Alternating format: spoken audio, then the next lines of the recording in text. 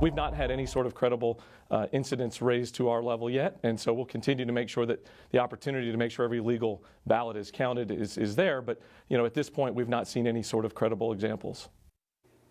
That's the Lieutenant Governor of Georgia. I should note a Republican saying no evidence of widespread fraud in his state. President and his allies, they've been saying that the election's been stolen, Democrats cheating, fraud rampant. But there's been one problem, and it's been a consistent one with all the allegations. There's been no evidence. Yet, on the Republican side of the aisle, it's been mostly crickets. Andrew showed us at the top of the program. GOP overwhelmingly staying on the sidelines, and Republicans who are speaking out, they're supporting lawsuits filed by the Trump campaign. Judges have already tossed out or ruled against suits in Pennsylvania, Nevada, Georgia, Michigan over things like ballot counting and election overseers. But there is an active case in Pennsylvania over voter IDs and another one regarding counting ballots in Montgomery County. You go to Arizona, Republicans, they're also suing over ballot counting in the state's largest county, saying some were incorrectly rejected on Election Day. Another suit in Michigan alleging that Detroit and Wayne County allowed fraudulent ballots to be counted. And you can count on having a lot more suits to be filed before this is all said and done. I want to bring in my first guest to discuss, Lawrence Douglas. He's a law professor at Amherst College and is the author of Will He Go? Trump and the Looming Election Meltdown in 2020. And why don't I first start there? Obviously, you had a lot of documented concerns as to how the election would go. All things considered, even with all the absentee ballots, even in voting in the middle of a pandemic, it went remarkably well, much better than I think a lot of us thought it could actually go. I think you're absolutely right. I mean, I think there are two observations to make. First is, in terms of the election itself, it ran very smoothly. It seems to have run very fairly. During the primary season, we had all sorts of reasons of concern. It seems like states were ill prepared to deal with this huge volume of votes coming in a time of pandemic. And there were some various missteps that were really quite concerning during the primary season. But the election itself went very, very smoothly. And in fact, the delay in counting was actually a sign of the system functioning properly, not of any kind of foul play or malfunctioning of the system. I suppose the second thing to also point out is, notwithstanding that the fact that the election ran very smoothly, we still have the president behaving in precisely the manner that I wasn't alone in predicting, that he would try to leverage whatever lead he had on November 3rd into a claim of victory, and then try to undercut the validity of the mail-in ballots that then swung the election to Joe Biden. In fact, it's been, to me, shocking how much we actually forecast of how the election might go, and then even after that, how the various players would act out their roles. But one of the things that's said, and I think it's in a way to mitigate, hey, listen, even if there was fraud, and we'll find some fraud here, it wasn't enough to upend the results of the state. The margins wouldn't have changed. I actually find that a little dangerous, Lawrence. We haven't found evidence, a whit of it yet, where there was this constant even conscious malfeasance. And just to even seed the ground that, sure, there's always cheating every elections, but it's not that big a number, I think just feeds into this narrative in a year of QAnon and the rest, that there are conspiracies, just they haven't been uncovered as of yet. We had people there. We have professionals, nonpartisans that watch these things, and they did it the right way. I don't appreciate people just acknowledging, yeah, there's cheating, but it's not that bad. Yeah, I agree completely. In fact, one of the things that I found, I actually found downright moving was, seeing these webcams of these election officials working tirelessly and diligently under conditions of social distancing to count this huge volume of mail-in ballots. These were really the kind of the foot soldiers of democracy, and they really performed a heroic job under very difficult circumstances. And it does kind of sicken me to see their work denigrated, and that these rumors continue to circulate that there is this rampant fraud. Now, either it's incredibly rampant, or maybe it's still somewhat a little subterranean. We haven't figured out the full dimensions of it. But of course, this message is coming from the White House itself. It's an incredibly toxic message for the President of the United States to basically tell the people of this nation that the only way that the electoral system can demonstrate its legitimacy is if he wins. And if he loses, well, that simply becomes evidence of the corruption that's inherent in the system. And we see the way that message resonates with his base. And we've seen the incredible unwillingness of Republican leadership to push back against that toxic message.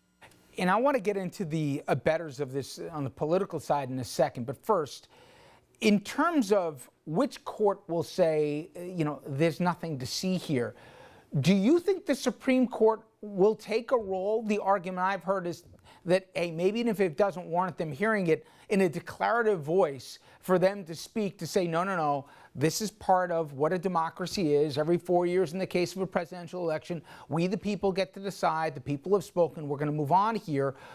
Do you think they not take it at all? Is a part of you worried what a court, particularly this newly 6-3 court, might do? How do you see it playing out on the court side?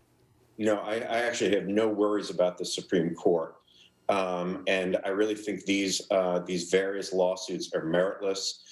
They're going to be, they're not going to get anywhere. If for some reason they were appealed up to the Supreme Court, I would imagine that the Supreme Court would simply dismiss them out of hand.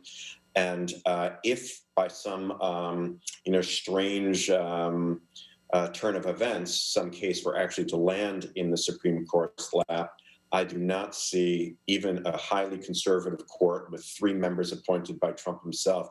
I do not see the Supreme Court backing up these claims of fraud, unless there is some kind of tiny case of fraud. But I don't think they would take a case like that because it will have no material impact on the outcome of the election. Okay. I'm not surprised anymore at some of the radio silence from Republicans. I am surprised that some who you think would be doing, a tap dance in the political grave of Trump, Ted Cruz comes to mind after what he said about his wife and his father, right, and all the rest, and what he even did at the convention 4 years ago. They're actively taking the role that, yes, even without evidence, that this was stolen from Trump here and he needs to keep fighting because there's a pathway for him to win. Then I hear Bernstein and the rest saying they swear there's 27 Republicans in the Senate that are willing to stand with the Democrats if Trump tries to basically refuse to go along with the basic election results. What do you believe happens if Trump decides that, no, forget about conceding, I'm going to continue to fight this, I'm going to become a problematic player here in the run-up to the end of this? When do the adults enter the room and say enough? And who is the adult? Yeah, that's a very good question. Because in my mind, I don't see Trump ever conceding. And again, I would make a distinction between, in fact, in the book, I try to make a distinction between conceding and submitting to defeat. And conceding, I really think of as a gesture in which you recognize that your opponent won legitimately. I don't see Trump ever making that concession. I do think that he will ultimately submit to defeat, and by that I simply mean that he'll at some point recognize that further struggle is just not going to get him anywhere. That is, I don't imagine that he's going to try to barricade himself inside the Oval Office come January 20th and need to be, removed, frog marched out of the White House by members of the Secret Service or members of the military. I don't think it's going to come to that. But I think the key question you're asking is, well, what is going to happen between now and January 20th? And if he continues to make mischief, if he continues to sow these conspiracy theories, at what point do the Republicans step up and say, you had your opportunity to demonstrate fraud, if there were any. We do not find any of the, there's no factual basis for the claims that you're making, and it's time for you just to kind of go quietly into the night. I don't think he will go quietly into the night. And I think one of the things that he's posturing himself for is to be, the key kingmaker of the Republican Party, even once he leaves the White House. And I think that's another reason why we see people like Ted Cruz acting in such a kind of craven fashion. I think they feel that if they are to try to take over the mantle as the leader of the Republican Party, they can't do that by opposing the king. They basically have to carry his mantle. Finally, a week from now, you and I talk on the 16th. Do you think we've turned the crazy meter up a couple more notches in terms of these wild conspiracy theories and still radio silence from the GOP?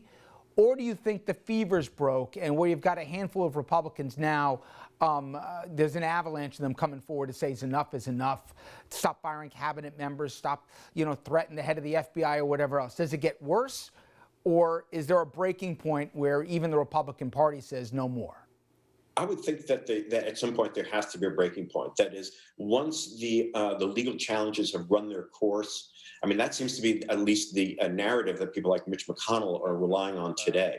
This idea that, well, he's got a right to bring these legal challenges until I'm going to kind of remain agnostic about this election until these legal challenges are exhausted. And that suggests that once they are exhausted, then it will be time for the Mitch McConnells of the world to actually try to push back against Trump's conspiracy theories and his refusal to concede. That said, I could still imagine them soft pedaling their recognition of a Biden victory. Again, almost trying to hedge their bets a little bit to avoid getting on the wrong side of this very peevish inhabitant of the White House. Not exactly a profile in courage, but Lawrence, I appreciate a few minutes. Thank you so much. Oh, my pleasure talking with you. A lot of fun. You too. All right, everyone, when we come back, the president still has 72 days left in office. After the break, we'll discuss the chaos that he could and already is creating, including what he can do to make life miserable for Joe Biden and the incoming administration.